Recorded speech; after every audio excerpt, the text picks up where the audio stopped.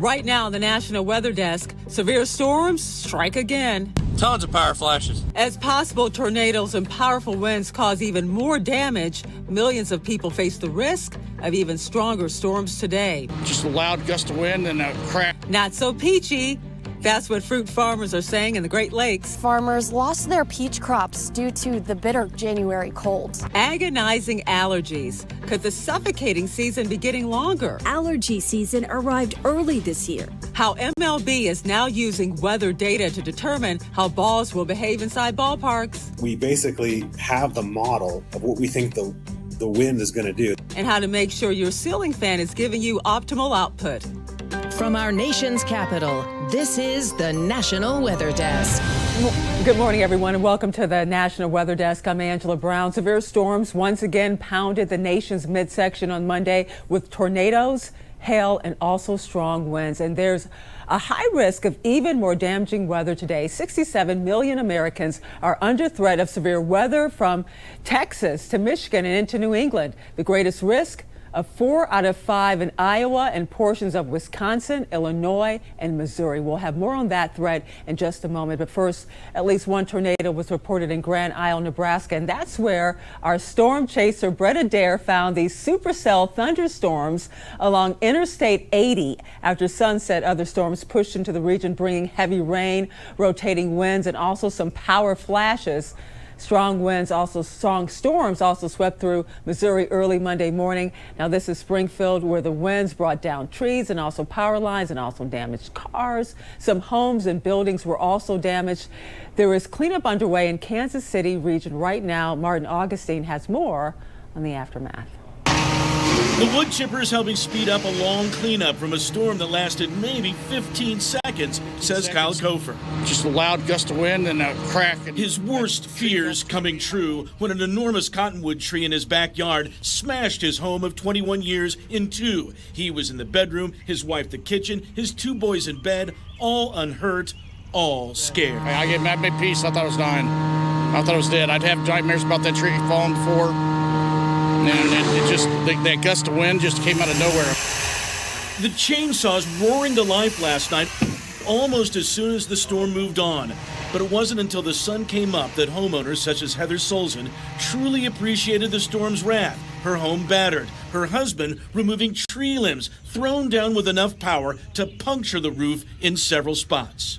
We've got a week left of work because we're teachers, so summer project is going to be working on the house. While progress cleaning up is certainly a good sign, this is still a cleanup that's going to last a long time before everything's back to normal. We mentioned the threat for severe weather continues today. Meteorologist Matthew Hidalgo is following that system for us. Another round of severe weather is likely across portions of Iowa, northern Missouri, southwest Wisconsin, and northwestern Illinois this afternoon and evening, where we are going to be seeing that moderate risk. Strong tornadoes, large hail, and even strong winds will likely be possible later today, folks. So let's take a walk through your computer model here. And as we enter the afternoon evening hours, where we'll see storms likely develop along and ahead of a front in portions of Iowa and northern Missouri, but that'll continue to push east as we head into the evening hours and make its way into Wisconsin and even Illinois. Well, cleanup is underway in Oklahoma after at least 5 tornadoes touched down Sunday night. 2 Oklahoma City suburbs were hit, along with farmland in the western part of the state. Damage assessments are going on right now. Katie Arata has more. I mean, it was just like everything just went crazy. The wind started blowing, things started blowing around the world out here, and it was just really, really scary. I have never been through that before. I got home right after it hit, came into town, and it was a mess. That's how Hydro residents described the powerful storm that swept through the area Sunday night. Jan says she took cover in her basement, and when she came out to see the damage, she was shocked. I was amazed, especially to see the trailer turned over there. The Hydro community sprang into action, cleaning up debris once the storm passed. As they were popping out of the cellar, Shaw was coming through with the loader because we had to make sure that the road was cleared so that our ambulances could come in and our PSO, our electric companies, could come and, find the damaged wires. Today, some residents came out to feed the crews cleaning up. We just see a need and we try to meet it because, that's what small towns are about. We're about helping each other. I mean, I love hydro, and I am so blessed to be a part of such an awesome community. Well, some sad news for peach lovers as northern Indiana and southwest Michigan farmers lost their peach crops from the bitter January cold. Gabby Luma has more. With a combination of fragile peach buds and a cold snap earlier this year, we'll have to do without the beloved local peaches this summer. After a cold January, many local farmers' peach crop couldn't survive as peach buds aren't really built to withstand negative temperatures. This is the second year in a row Michiana farmers are suffering a loss as negative temperatures froze the peach buds beyond saving. While it might have seemed like a warmer winter than we're used to, those days it went below zero were noticed by farmers. Owner of Kircher's Sunrise Orchard in Goshen tells me the community isn't too fond of the news. The people are so sad. They're probably more concerned about the peach crop around here because they love Kircher peaches.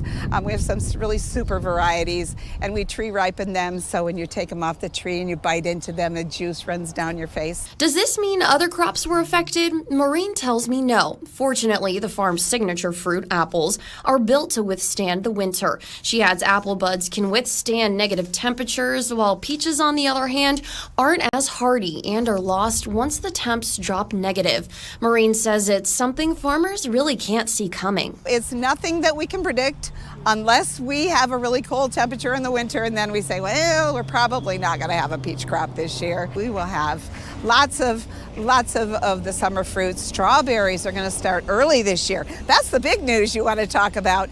People need to know that because of this warm spring and warm winter and everything is super early.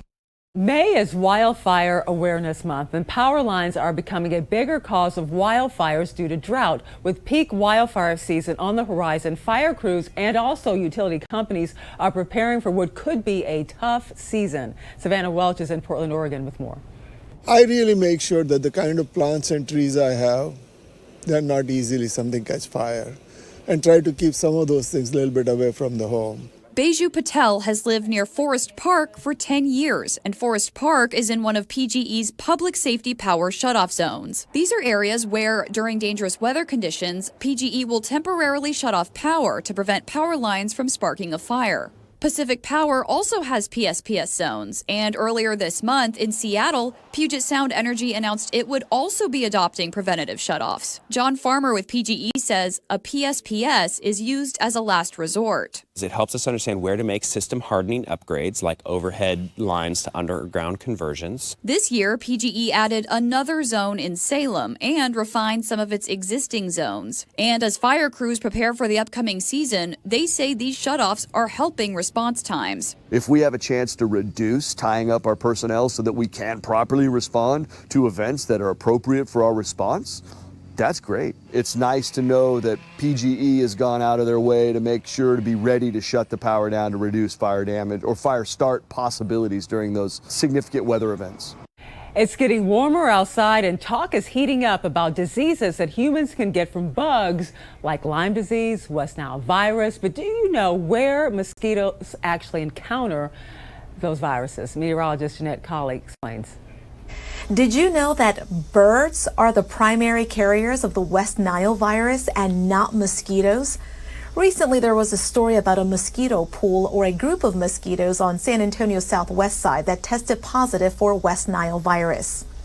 While the disease is spread from the bite of a mosquito infected with the virus, mosquitoes become infected when they feed on infected birds. You see, during a drought, whatever water a bird can find to drink or bathe is typically the same water mosquitoes lay their eggs. When a mosquito bites the bird, it becomes a carrier and can then transmit the virus to humans and other animals. More great weather content, and to get all the latest weather news, be sure to follow us on social media. We post content from our team of meteorologists across the country. Just search the National Weather Desk on your favorite social media platforms or scan the QR code on the bottom left corner of your screen. And coming up on the National Weather Desk, find out why spring allergy season seems to be lasting longer and longer. And we'll talk with an expert about how the weather impacts America's pastime.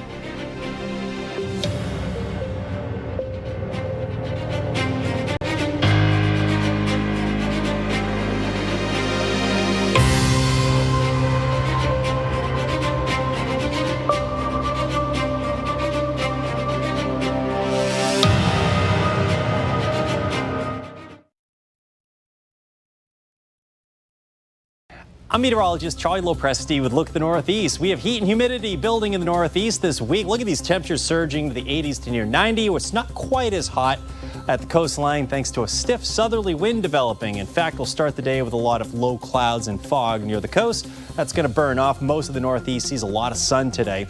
Notice the greatest chance for thunderstorm will be back into northern parts of New England. Some may become strong to severe. We're back in the 80s to near 90 with higher humidity on Wednesday. I'm Chief Meteorologist Gerard Bailey. Here's a look at the mid-Atlantic region. Tuesday starts out similarly as we will see just some patchy fog in the morning. Not much happening on the radar picture. We're not expecting any rainfall until later into Wednesday. With a front approaching, we'll see a chance for a couple of showers, maybe a thunderstorm, especially overnight Wednesday into Thursday. Before that, we'll stay dry, but a lot warmer. We'll hit the mid-80s on Tuesday, and we'll be in the upper 80s to around 90 degrees on late Wednesday. Good morning, I'm meteorologist Charlotte Carl. Here's a look at your afternoon highs for today. Most of us in the mid 80s, upper 80s, for some of us in low 90s even for areas further west, Jackson, Little Rock, and then we do dip into the lower 80s in Asheville. Mostly dry conditions as low pressure has shifted away from the southeast into the Atlantic. We are going to remain mostly dry. We do expect a little bit of a rain disturbance going on North Georgia mountains area, and then a frontal boundary will push across Tennessee overnight heading into Wednesday morning.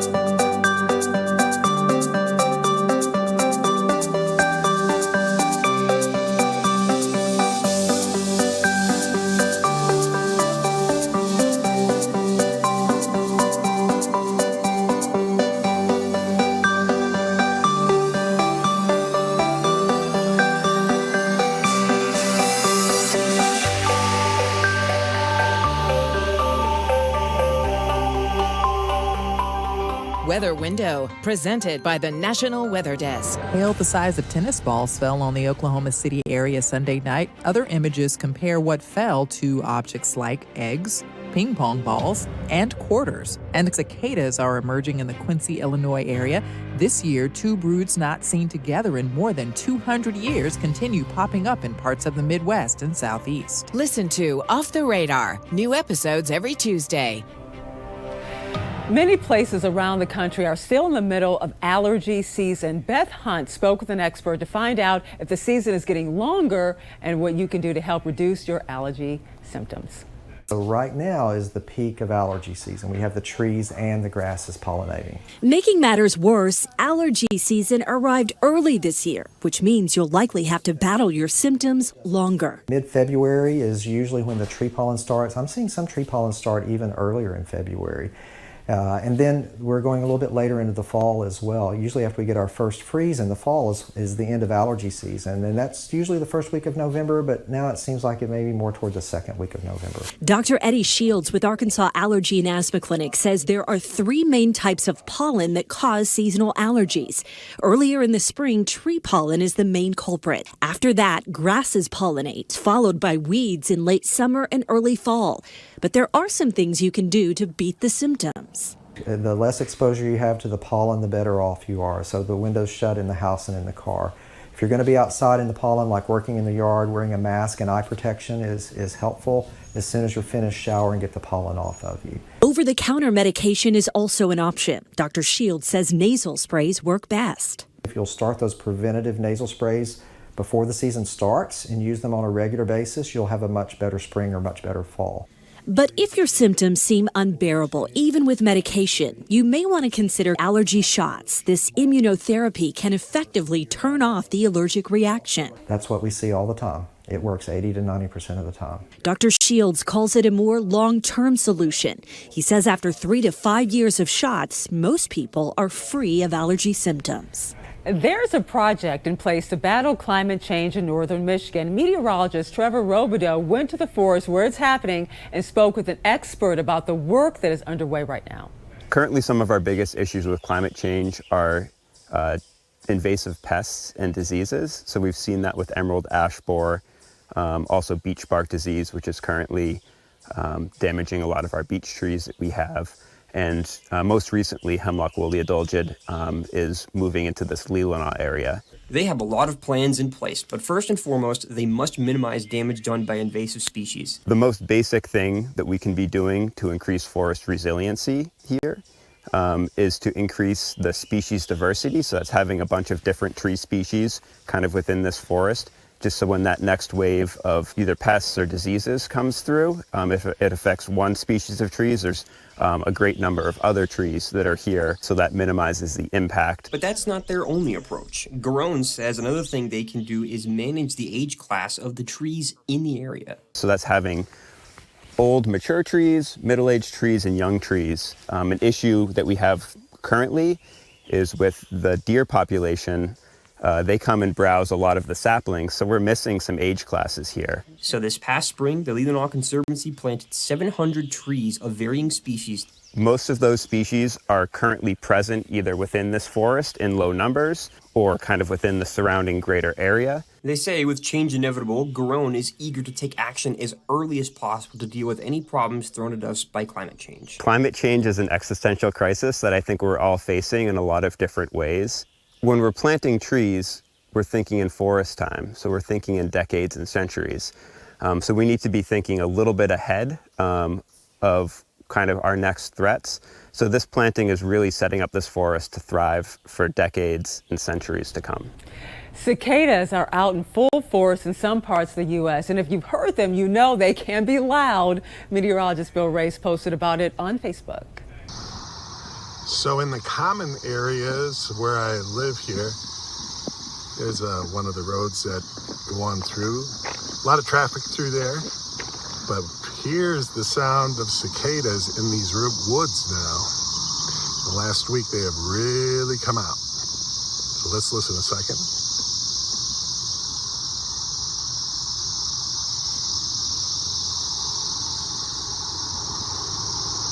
Even when the cars go by, you can hear them easily. So that's what's happening in Rossville, Georgia, near Chattanooga. Last year, Major League Baseball started using weather-applied metrics to model how winds will behave inside ballparks. Emily Gracie sat down with an MLB scientist to find out how this is changing the game and debunking old home run conspiracy theories. We basically have the model of what we think the wind is going to do. This is something Weather Applied Metrics generates.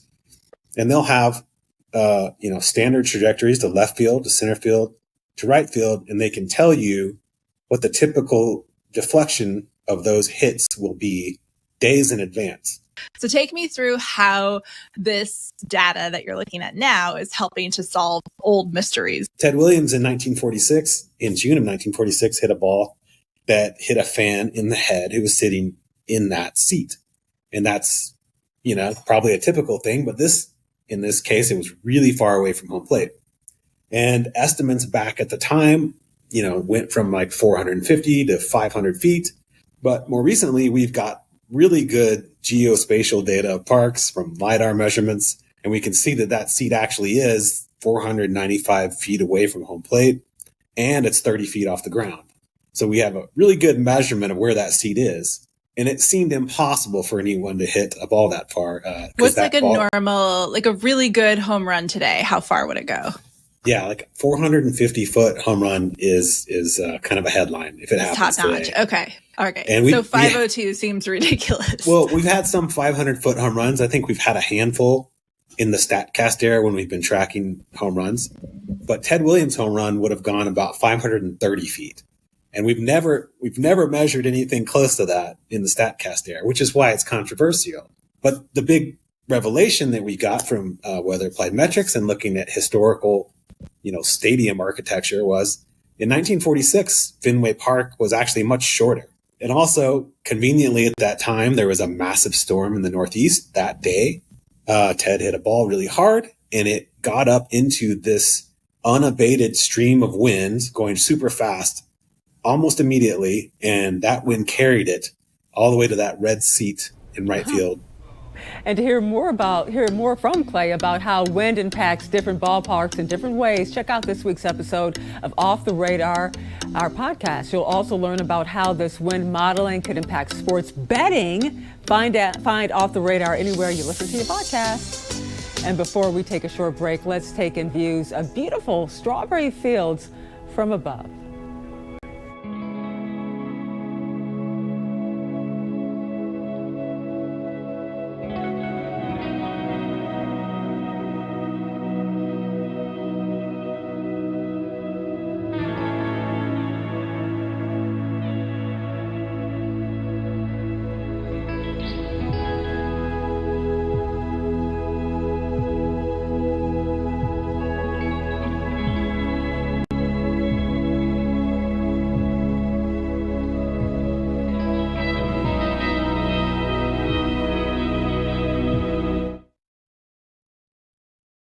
Well, a very good Tuesday morning, everyone. I'm meteorologist Andrew Buck-Michael. We have the potential for some scattered strong to severe thunderstorms today across the plains. So if you get any weather warnings, make sure to take those serious today.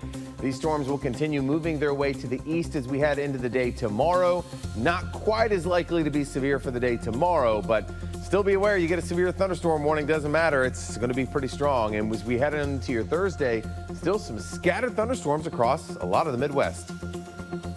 Good morning, I'm meteorologist Alex Garcia. Here's a look at your regional weather. It's a little cool back up into North Texas, into the 60s, 70s elsewhere. Really warm as you get down toward Brownsville, sitting into the 80s. Looking at a weak cold front that's going to come sliding through. It'll be more of a dry line. Could be more showers and thunderstorms developing up toward the north as another cold front pushes through there. Otherwise, get ready for a hot summer afternoon. I'm meteorologist Alex Garcia. That's a look at your regional weather. Well, hi there, everybody, and a happy Tuesday to you. I'm meteorologist Shannon O'Donnell. Late May at this point in the Pacific Northwest, and this is how things are going to be going tomorrow for Seattle and Portland. The rain making a comeback, feeling much more like March than May there between Seattle and back through the Willamette Valley. But 95 in the hot sunshine there in southern Arizona. High pressure pushing in over the Four Corners region, but again, that storm pushing into the PNW. And that's the scene from here.